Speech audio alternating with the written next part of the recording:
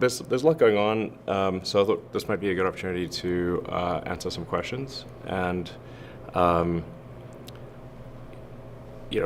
guess maybe get some feedback too. What should we be doing different? I know the BBC, for example, is not thrilled about being labelled state-affiliated media. Not exactly. I mean, I was going to get to that later, but let's go for it now. It's officially objected to that term. Do you want to respond to it? Yeah. So our goal is simply to to be as truthful and accurate as possible. So I think we're adjusting the label to be publicly funded, which I think is perhaps not too objectionable. We're trying to be accurate. I'm not the BBC, but publicly funded is how the BBC describes it. Okay. So that would be accurate. That's if we use the same words that the BBC uses to describe itself, that presumably would be okay. I'm not asking you for a yes or no, since you're not running the BBC per se. But it seems to pass a reasonability test. So you're going to change those labels on the BBC Twitter feed and also NPR's as well? Yeah. Publicly funded. Basically, that's we're trying to be as accurate as possible. First of all, I just want to clear something up. Are you sleeping in the office? Here? I sometimes sleep in the office. Like? In the library. 5 days a week? No. 3 days a week? I'm not here 5 days a week. But there's a library that nobody goes to on the 7th floor, and there's a couch there, and I sleep there sometimes. In terms of the general overview, the reason why I think you've agreed to do this is because you wanted to talk about the first 6 months as chief executive owner of Twitter. It's kind of like whatever you want to talk about, Right. So, how do you think it's gone? Well, it's not been boring. It's been quite a roller coaster.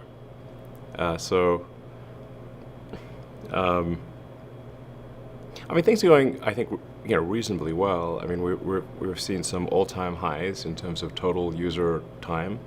So we passed 8 billion user minutes per day, which is a lot of user minutes.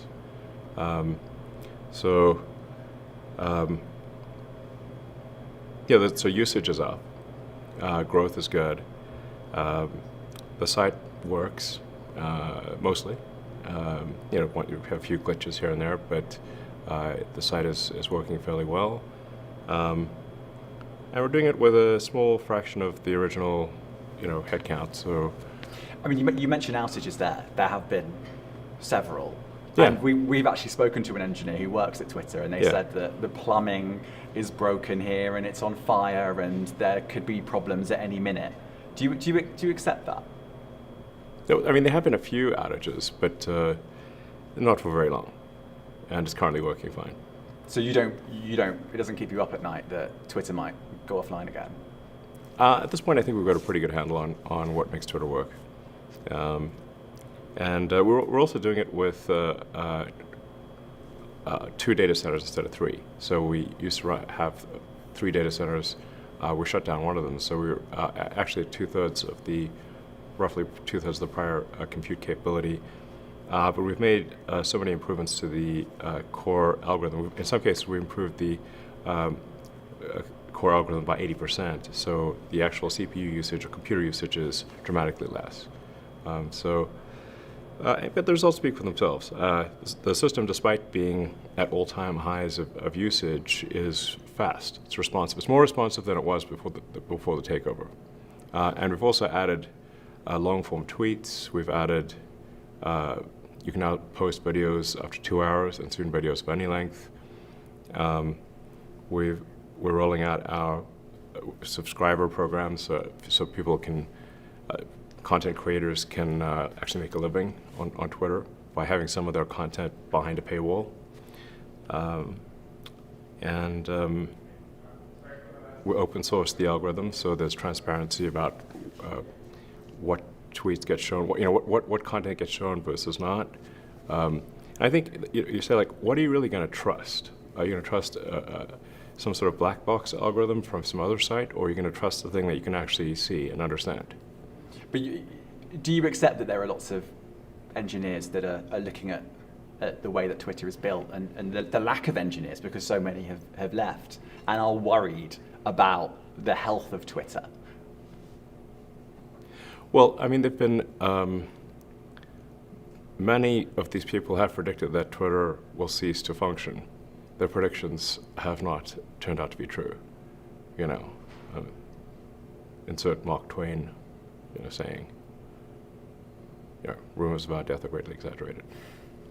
Let's go back 6 months and even further back than that. When you put that initial bid in, you then had a wobble. You kind of said, I actually don't want to buy Twitter anymore. I mean, it really is quite entertaining. I mean, it's like soap opera because when I first made the offer, the response was the board adopted a poison pill. So they were like, hell no, you can't buy Twitter. We'd rather die. We'd like chew on cyanide before being bought. That was their initial response. And then, you said, actually, I don't want to buy it. Yes, So and then they said, no, you must buy us. Gun to the head, you have to buy us. I'm like, are you the same people who said you'd rather die than be bored? Doesn't that seem odd? So I guess my question to you is, in terms of, you said that the reason was because of bots, because Twitter was filled with bots. Well, now, looking back at it now, was there a little bit of you that thought, actually, maybe I've overpaid. Actually, maybe I don't want to do this. I want to get out of this. Be honest. Yeah, no. The problem was that the publicly stated user numbers were in excess of the real user numbers. But I've heard you talk about that. Yes, you can talk about that. But yes. Basically, looking back at it now, was that the only reason that you wanted to pull out? Yes. That was literally the issue. It's like let's say you buy a warehouse full of goods, and you're told that less than 5% of the goods in the warehouse are broken. But then you actually get the warehouse. You look into the warehouse, and it turns out actually 25% of the things are broken. You feel like, that's not what you said. And so then you changed your mind again and decided to buy it. Did you do that? Kind of had to. Right. Did you do that because you thought that a court would make you do that? Yes. Right. Yes, that is the reason. Right. So you were still trying to get out of it, and then you just were advised by lawyers, look, you're going to have to buy this. Yes. Interesting. So you, so you didn't actually want to purchase it, even when you said you were going. Not at that price. You were going to, really. No, I mean, like let's say, I think the analogy is pretty close. Like, let's say, it's like there's a warehouse full of goods. They say the warehouse, less than 5% of what's in the warehouse is broken. And then you walk into the warehouse and say, actually, it's 25%. So you might still want to buy what's in that warehouse, but probably at a lower price. Not buying the stuff that's broken. So you didn't have an epiphany. You just thought, I'm gonna have to buy this. I might as well buy the bullet. Yeah. So then you walk. It's not super complicated. Right.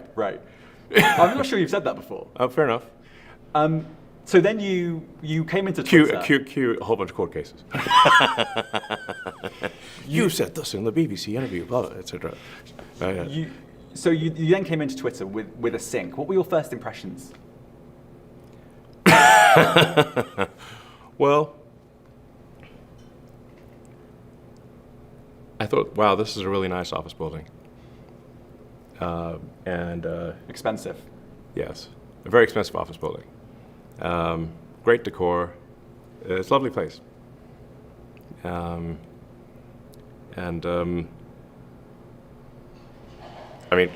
definitely is spending money like it's going out of fashion, which it isn't quite going out of fashion yet. No, I mean, the gravity of the situation is perhaps not well understood. At the point at which the company, the transaction closed, Twitter was tracking to lose over $3 billion a year. And had $1 billion in the bank. So that's 4 months to death. So this is your starting position. How would you feel? Pretty intense. you know. You also had to borrow quite a lot of money and pay interest on that too. Well, that's why part of why it was the $3 billion run rate. So, in rough numbers, a normal year Twitter would do, say, let's say $4.5 billion in revenue, $4.5 billion in cost. I mean, it was really kind of like a non-profit. I mean, they'd run it at roughly break even. Now, the problem But is, that's not bankruptcy. You're not saving that No. company from bankruptcy. No, It's breaking even. But then the issue is that if you then add $1.5 billion in debt servicing and have a massive drop in revenue, which we did, which was partly cyclic and partly, you know, political concerns and whatever. So revenue, you know, call it dropped by over a third. It's not, and this is not just Twitter. You know, Facebook and Google have also seen some significant advertising revenue declines. It's been a little higher at Twitter, but most of the advertisers are coming back. So I think we'll be back where there's a cyclic demand drop, which is still pretty significant. But in rough numbers, revenue dropped from $4.5 billion to $3 billion, and expenses went from $4.5 billion to $6 billion, creating a $3 billion negative cash flow situation, and Twitter having $1 billion in the bank. That's 4 months to live. So unless drastic action was taken immediately, this company's going to die and be owned by the banks. Let's talk about that drastic action, because almost immediately you sacked a lot of Twitter workers. Yeah. And I spoke to them. It's very easy to speak to them when it happened. And the way they said, pretty much everyone said, is that it felt quite haphazard. It was. And it felt a little bit uncaring. I wouldn't say uncaring. You know, the issue is like the company's either going to go bankrupt, or if we do not cut costs immediately. This is not a caring, uncaring situation. It's like if the whole ship sinks, then nobody's got a job. Do you have any regrets buying Twitter? I think it was something that needed to be done. I mean, It's been quite difficult, you know. I'd say that like the pain level of Twitter has been extremely high. This hasn't been some sort of party, so it's been really quite a stressful situation, you know, for the last several months. Not an easy one. But apart from the pain, I mean, so it's been quite painful. But I think at the end of the day, it should have been done. I think. Were there many mistakes made along the way? Of course, you know, but you know, all's well that ends well, and so I feel like we're headed to a good place.